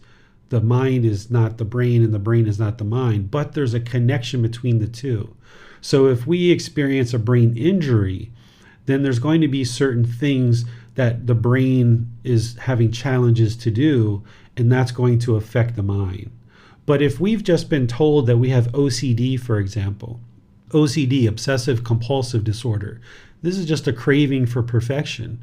This is somebody who's wanting things in their house or their job or whatever to be a certain way, and they're craving for perfection. Or if someone has certain phobias, they have certain fear of germs, maybe germophobia, right? This is the person fearing that these germs are going to somehow cause injury to this physical body, this protection of a self. So the mind is craving existence, being afraid of these things that are in the world like germs, and the mind has this craving for existence. So all of these things and others can be trained away when we understand that the real problem is this craving. But if there's a brain injury, that's very different. If someone has trauma to the brain, like an accident or an injury, and I think you mentioned that cerebral palsy is a lack of oxygen at the time of birth or shortly thereafter, that the brain gets injured from that. Well, that's very different than what we're talking about here. So it's important to see those two different things. And if somebody has any of these things or has been labeled with one of these things that I'm sharing, what I'm sharing is the symptoms that you experience are 100% real, but the cause of what's actually causing it is not. Is that if you're being taught that you have OCD and you're craving this perfection because you have a defective brain, and now when your mind obsesses about having things in your house a certain way, and now if you take this medication, that's going to automatically stop you from wanting things to be in a certain way in your house, this isn't going to ultimately solve the problem, because the actual problem is this mental longing and strong eagerness, craving for things to be a certain way in your house. The mind doesn't understand the universal truth of impermanence. that it's not possible for everything to permanently be the same way in your house. It's just humanly impossible. So when someone starts training, who's been labeled as OCD, they start training their mind through learning the teachings, reflecting on them, and practicing them, which includes things like meditation and other things. Then their mind can slowly let go of wanting everything to be in the exact same spot all the time. And then the mind can come into a more comfortable, peaceful, being at ease when things are not in the same exact spot every day. But if that person, again, has a brain injury, it's a completely different thing than what we're talking about here. Well, if the mind and the brain are two different things, why, when someone has an accident and the brain is injured, the mental skills are affected negatively? This is where the brain and the mind have a connection, but they're not the same thing. It's the same thing as our hand is a hand, but it's controlled by the brain, right? The hand is controlled by the brain. But if we chopped off our hand, it doesn't mean that we're less of a person. And if we chopped off our hand, it can have an impact to the brain, but it's not the brain itself, it's a hand. So the same thing with the mind is that the brain and the mind are two separate things. There's a connection between them. If there's damage to the brain, it affects the mind, but it's not the mind. The brain having an injury is not the actual mind. And the same thing is like when we train the mind, it actually creates physical changes in the brain. There's brain scans now, MRIs and CAT scans, that are showing long-term meditators and people who are on this path for an extended period of time, that while they're training their mind in meditation and throughout the rest of these teachings, that there's physical changes that are happening to the brain. And that's because there's a connection between the mind and the brain. But these are two separate things. On Facebook, Rizabel has a question. She writes, what are the signs and symptoms of bipolar, and how different is bipolar from anxiety? So I'm not a mental health professional, but I can share with you what I understand about bipolar and what I understand about anxiety. Again, these are just labels that we're using for a collection of symptoms. When these things first started out, there was kind of a small book that organized symptoms and they kind of labeled them. And as we've gone throughout the years, this book has gotten thicker and thicker and thicker to the point where there's now kind of a disorder for so many different things. If you don't like certain fabrics on your body, this is considered now to be a mental illness and a disorder and a defective brain, and oftentimes medications are given for these kind of things. These are all just a collection of things that can easily be explained through the Buddha's teachings of explaining how the mind functions, that we are now today in modern times collecting these symptoms and putting a label on them and saying that it's a disorder. So if you would really like to know about the difference between anxiety and bipolar disorder in terms of how it's explained in modern psychology, I would suggest for you to talk with somebody who's versed in that. The description that I give here in this chapter and in this book is the description that I understand, but I'm not a trained psychologist or a psychiatrist. They are going to explain it in terms of the way that they understand it. For anxiety, the way that I look at it is it's this anticipation or fear of some future event, situation, or outcome. Oftentimes the person's mind becomes obsessed about some future outcome. You might be worrying about a court case, or you might be worrying about going to meet somebody, or you might be having anxiety about starting a new job, or you might have anxiety about driving for the first time. This is the mind being worried and shaken up because it's anticipating some future event and having some fear as a result of that. And this is just the mind craving for things to be a certain way, and the mind's not in the present moment. It's looking at the future and having this worry and fear, this anticipation about some future event that hasn't even happened yet, because the mind isn't trained to be in the present moment. So this anxiety comes over the person's mind and actually impacts what they're about to do a day from now, a week from now, or a month from now.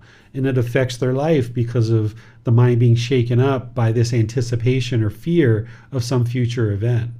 Where a bipolar person, or a person who's been labeled as bipolar, they're going to experience this up and down, this excitement and elation and this depression or this sadness, and their mind's going to go up and down. And a person who is labeled as bipolar may also have anxiety as well. And all of these things in there are being described different ways.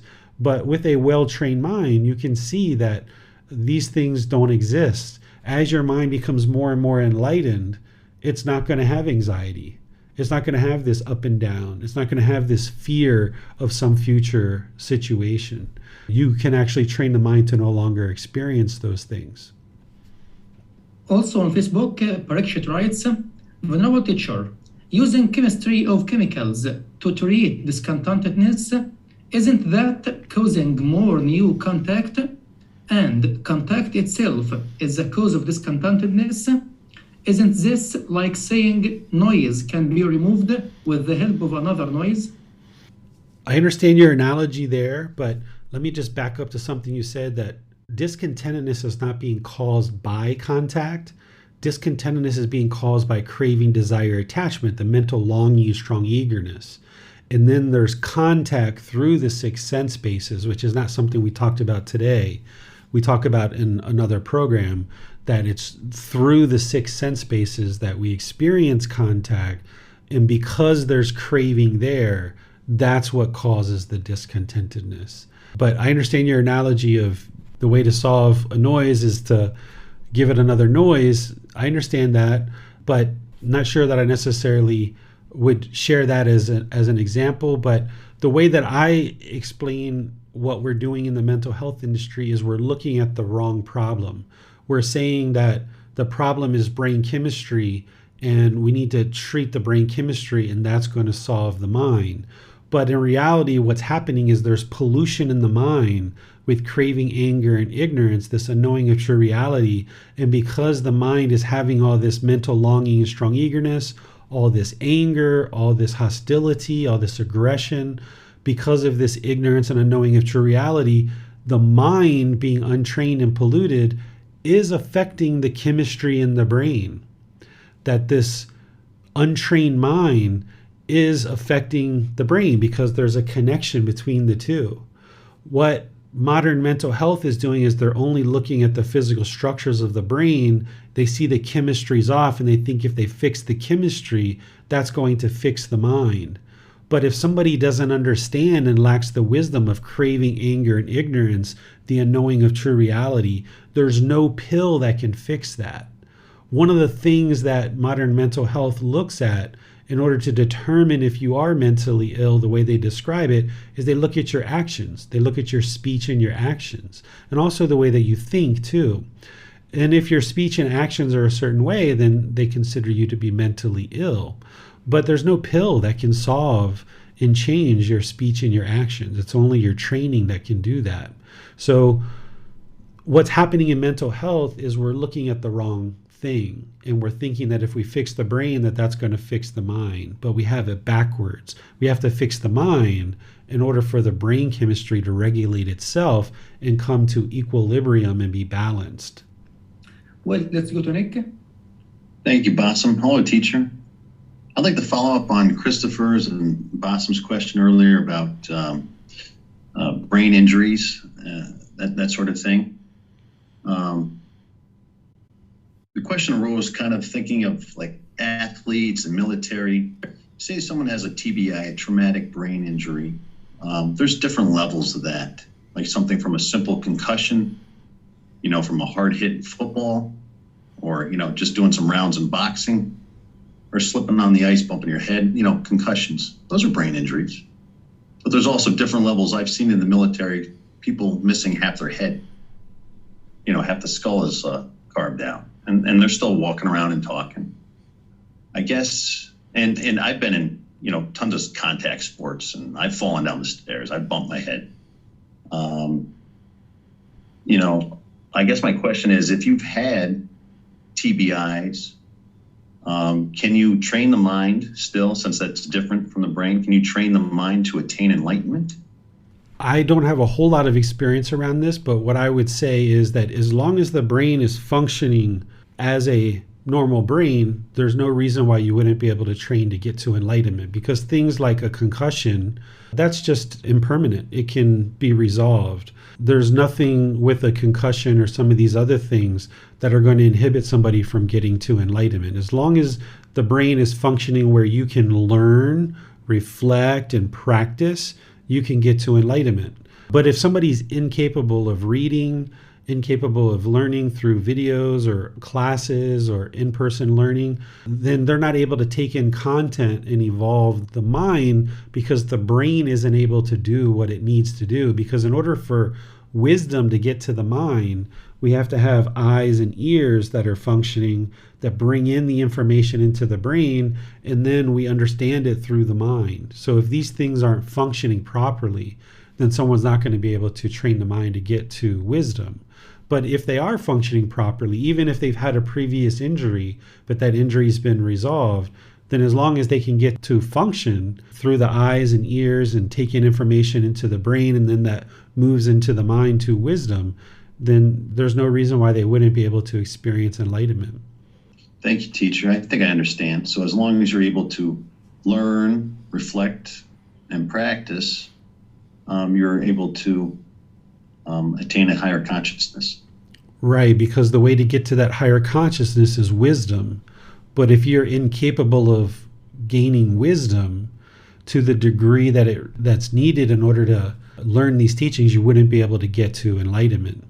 So if somebody has such a traumatic brain injury, like let's just say they can't even learn to walk after that, if they're not able to learn something like a bodily skill, they're probably going to have trouble to learn intellectually too. But there are also people who they don't walk, they don't talk, but they have the intellectual ability to learn intellectually. So everybody's a bit different, and it's really a case-by-case scenario where each person, if they're able to learn intellectually, they're going to be able to gain the wisdom and then train the mind and uncondition the mind to get to the point where it's experiencing enlightenment.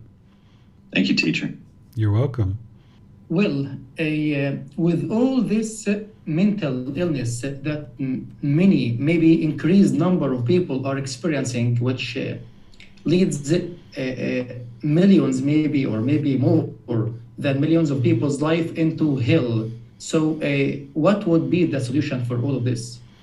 Anybody who's currently struggling with any of these challenges, it's getting on the path and learning the teachings and gradually training the mind.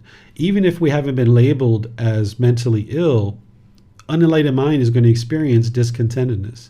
And in the Western world, the place where most of us interact, these teachings have just recently, within the last few decades, started coming into the English language. For a very long time, these teachings have been in places like Thailand, and they've been originally in the Pali language, and they were translated into Thai, and they've been here. And the way that Thai people practice and the way that Buddhists practice is they don't go out and push and force these teachings on other people. That's not the way that this is practiced. Instead, if as Thailand learned these teachings over the last 800 to 1200 years, they practice them and practice them and practice them and continue to evolve in their culture. And as people came here and started to show an interest here in Sri Lanka and other places, Westerners are starting to more and more become interested in these teachings. And now these teachings are starting to move and have moved into an international language like English, where we can all start to learn and understand these as a complete society, and all of humanity can now learn these teachings. Where prior to this time, we didn't have travel the way that we have travel now with airplanes and boats and things like this. We didn't have the ability to talk to each other. For a long time, all the different regions in the world spoke different languages. It's only been in modern times that we now have this international language of English where we can all speak with each other and have this common understanding of teachings. We also didn't have things like computers and written books and videos and podcasts. We didn't have the internet to transmit information across the world the way that we do now. So even though during the lifetime of the Buddha 2,500 years ago, he knew that his teachings would one day reach the entire world and the entire world would gradually experience enlightenment, he knew that it wasn't going to be in his lifetime. He knew that it was going to be much later. So it isn't until right now that we have the right conditions and the right technology, the right ability to be able to share these teachings in the way that we are. So anybody who's experiencing any of these symptoms that we're talking about, my message to you is that there's most likely nothing wrong with your brain. You're not having a defective brain, but you are experiencing some challenges and difficulties, some struggles in the world, like a lot of people experience. And the more that you learn and practice and train the mind, you can see the truth for yourself, that you can get to stability of mind, where the mind is stable, steady, and you can then function in the world with this wisdom, and you'll experience improved results. Where in the past, things that once created anger or frustration or irritation or fear or guilt in the mind, those things will gradually diminish as you learn and practice more and more. And then that's how you'll see the truth for yourself. Because as I started off, you shouldn't believe me about anything that I share. But as you learn and you reflect and you practice, you'll see the truth for yourself, that the condition of the mind improves. And that's where you'll know that the mind is more stable than you've ever experienced any other time in your life.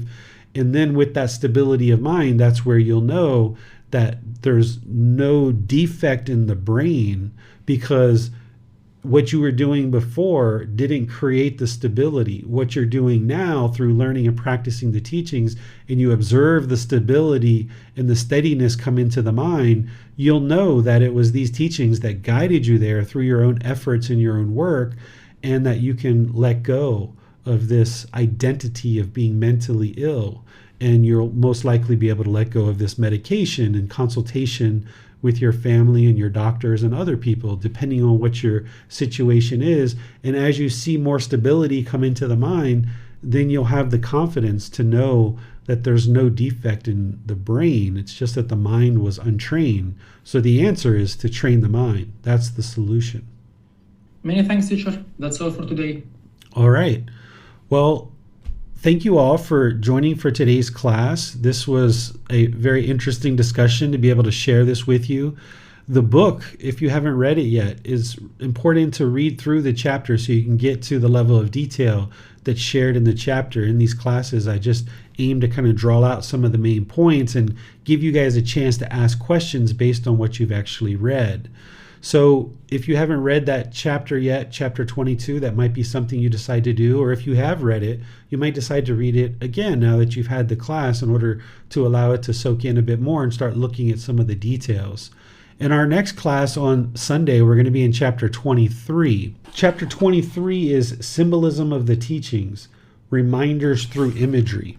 Now that you've been learning the Buddhist teachings with me for the last 6 months or 7 months, what you'll be able to understand now is the symbolism of some of these things, like the Dhamma wheel or a lotus or certain symbols.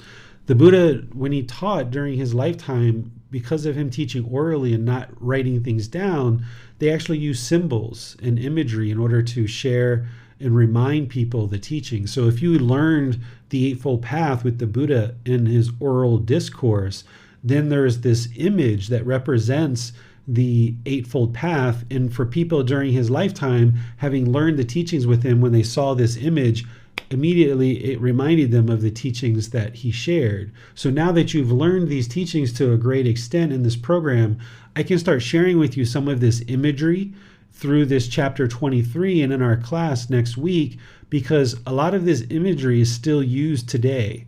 whether it's Buddhist artwork or architecture, or if you go into a temple or you see different clothing or different things on websites, you'll see different imagery used in order to remind you about the various teachings that the Buddha taught that you now may start to be understanding as part of this program. So I'll share with you guys this imagery so that when you go visit temples or when you see Buddhist artwork or you see other symbols, it'll remind you and you'll be able to make that connection to the Buddhist teachings, and it'll actually help you to progress on this path. And this can be a really fun thing in a place like Thailand where there's 30, 40,000 temples. You can actually go around and visit them at different times, and it's almost like a scavenger hunt, kind of like investigating and trying to understand these artworks that people made 700 years ago or 1,000 years ago, and kind of deciphering what it is that they're trying to share with you. So it can be a really fun and interesting thing to learn the symbolism behind the teaching. So I'll share that with you next week, and you've got that in the book if you'd like to read that ahead of time as well. And then on Wednesday, we're going to be doing loving kindness meditation. So you're welcome to join class where we'll come together to encourage, support, and motivate each other in our meditation practice by doing loving kindness meditation together. So thank you all once again for joining for today's class and deciding that Gautama Buddha's teachings are something that's really important to you and that you would like to learn and practice in order to improve the condition of the mind and the condition of your life. Because as each one of us choose to do this in our own life, we're gradually improving our own life, but we're also helping the people around us because we're not causing harm to the people around us. And we're also helping all of humanity because as we practice harmlessness and we're not causing harm through things like our intention, speech, actions, and livelihood, and we have more discipline of our mind, then we're actually improving all of humanity. Because a lot of us are interested in seeing the world become a better place, but oftentimes we start in the wrong place. We start trying to change other people. But what the Buddhist teachings bring our attention to is that the real change is internal, our own change. By changing our own mind, we are actually helping us, we're helping those close to us, and we're helping all of humanity by doing that. So I'd just like to thank all of you for choosing to do that. So I'll see you guys in a future class. Between now and then, have a very lovely rest of your day. We'll see you next time. Sawadee ka. Thank you for listening to this podcast. To provide support for this podcast, visit patreon.com/support Buddha. To access more teachings, visit buddhadailywisdom.com. There, you will discover a full range of courses, retreats, and online resources to assist you on the path to enlightenment. Remember to establish a daily, consistent meditation practice, along with learning and practicing these teachings. A well-developed meditation practice is the foundation in which to train the mind to attain enlightenment.